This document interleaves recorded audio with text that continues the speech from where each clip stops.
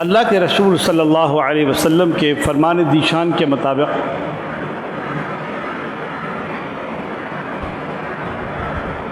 یہ قربانی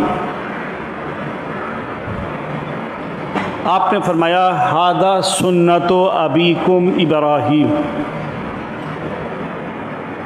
کہ یہ تمہارے باپ ابراہیم علیہ السلام کی سنت ہے۔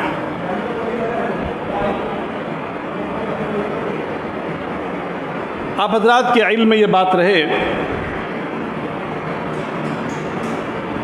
کہ قربانی نہ تو دکھاوا ہے،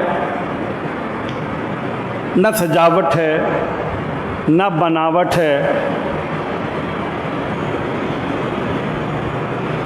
نہ نمود و نمائش ہے۔ اصل میں تو قربانی عبادت ہے، اور عبادت کے لیے جو بنیادی شرط ہے وہ ہے اللہ تبارک و تعالیٰ کی قربت، اس کی رضا حاصل کرنا۔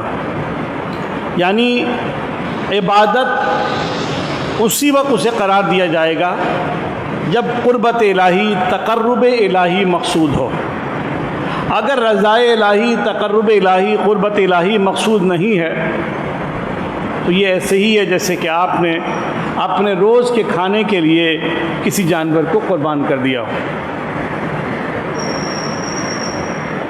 تو جب یہ عبادت ہے تو عبادت کو عبادت کی طرح، مثلا نماز جب پڑھتے ہیں سب کو معلوم ہے عبادت ہے، تو یہ عبادت اللہ تبارک و تعالی،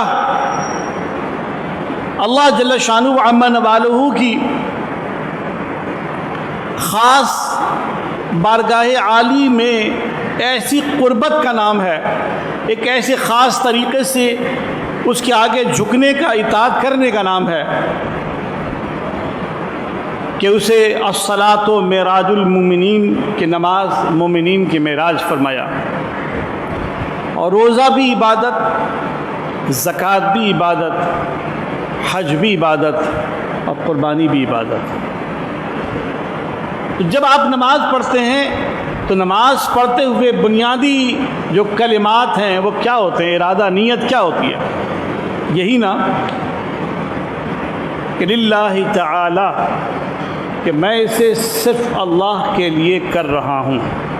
کہ نماز پڑھتے ہوئے آپ کے ذہن کے کسی گوشے میں اللہ کے سوا کسی اور کی رضا چاہنا مقصود ہوتا ہے؟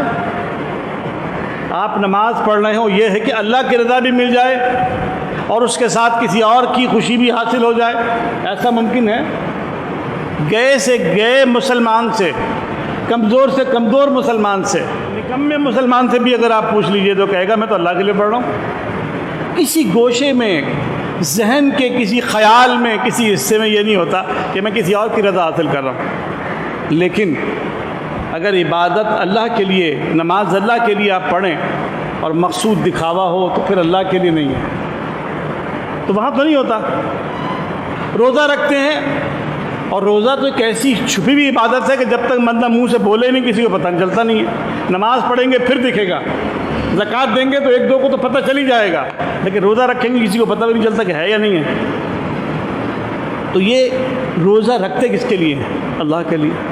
تو جتنی عبادت ہے جب وہ کرتے ہیں تو اس میں کسی کی شرکت نہیں ہوتی، خاص اللہ کی رضا۔ ایسے ہی قربانی بھی اللہ کی رضا کے لیے۔ لیکن اگر نماز میں دکھاوا ہو تو پھر اللہ کی رضا نہیں ہوگی، تو اگر قربانی میں دکھاوا ہو تو اس میں پھر اللہ کی رضا نہیں ہوگی۔ تو قربانی کو بناوٹ کے طور پر، دکھاوے کے طور پہ نہیں کرنا۔ اسلام نے قربانی کی عبادت کے لیے، اس کو واجب کرنے کے لیے اور امت پر اسے جاری رکھنے کے لیے، باقی رکھنے کے لیے جو مثال بیان کی